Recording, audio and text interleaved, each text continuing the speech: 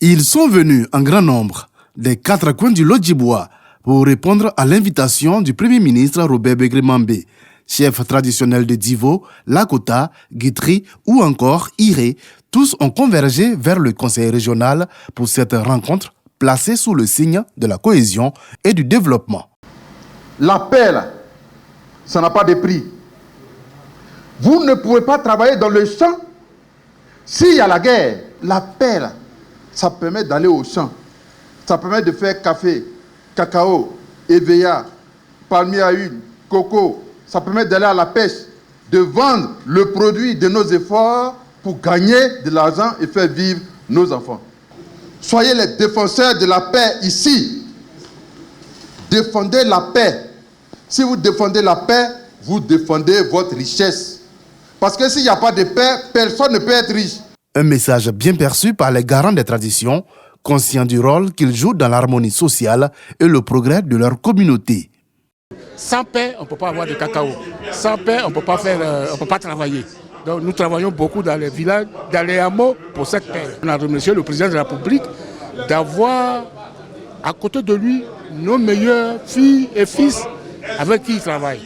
Et tout ce qu'il fait pour la région de Lodjibois, nous les chefs, nous la chefferie, nous sommes très contents. Des engagements réitérés au terme de cette rencontre qui marque une étape clé dans la consolidation du dialogue entre l'État et les autorités coutumières du Lodjibois. Une dynamique essentielle pour garantir des bases solides au développement local.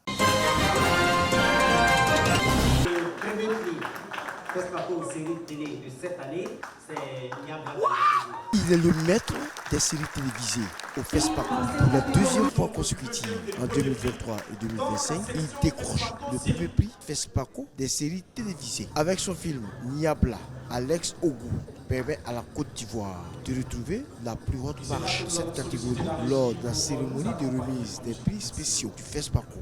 La deuxième place est également revenue à la Côte d'Ivoire avec le film Hors Blanc de Johanna Boyer-Tilelo.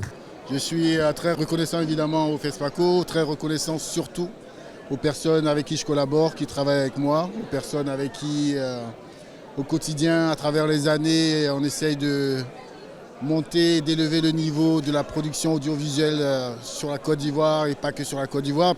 On peut dire que la Côte d'Ivoire en tout cas est bien placée en termes de séries sur l'échiquier de l'Afrique francophone. Et je tiens aussi à féliciter la deuxième série qui a remporté, à savoir Hors Blanc.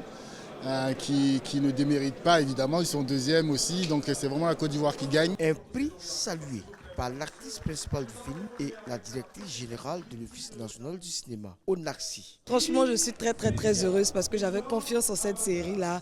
Certes, j'ai joué le rôle principal qui parlait d'une mère célibataire dont la fille a atteint de drépanocytose et elle devait faire tout son possible pour pouvoir soigner sa fille, quitte à gérer busy et à passer même par la NAC.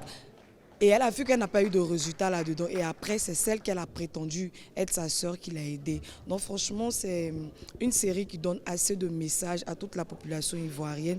L'année dernière, nous avons remporté le prix de la série avec Alex Ogou.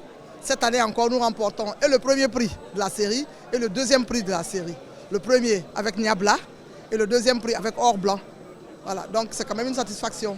Depuis des années, le premier président de la Côte d'Ivoire est honoré au FESPACO à travers le prix Félix Houphouët-Boigny du Conseil de l'Entente. Cette année, le premier prix est raflé par une cinéaste burkinabé, réalisatrice également à la RTB, Radio-Télévision burkinabé, avec son film Une si longue nuit. Je suis très contente d'avoir obtenu ce prix spécial Félix Houphouët-Boigny, qui est un ancien président de la Côte d'Ivoire, paix à son âme, que nous respectons beaucoup, parce qu'il a beaucoup fait pour l'Afrique. Je suis vraiment très fière de l'avoir obtenu, moi et mon équipe technique et artistique. L'UEMOA, l'Union économique et monétaire ouest-africaine, joue aussi sa partition dans le développement du cinéma africain en décernant des prix spéciaux. Les lauréats ont été récompensés au cours d'un dîner gala. Les prix spéciaux UEMOA ont pour but de reconnaître et de récompenser les efforts que fournissent les réalisateurs de notre espace communautaire, souvent sans grands moyens. La commission de l'UEMOA, suivant les orientations des plus hautes autorités de notre Union, accorde une importance capitale au rayonnement de la culture au sein de l'espace UEMOA.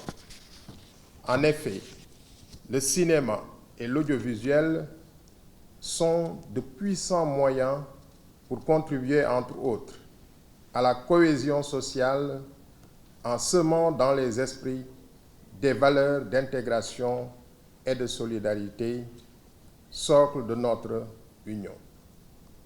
C'est pourquoi la commission de l'UEMOA, au-delà du FESPACO, accompagne plusieurs autres manifestations culturelles de promotion du cinéma. Au total, 22 prix spéciaux d'une valeur de 97 millions de francs CFA ont été décernés à 3 catégories distinctes à cette 29e édition du FESPACO.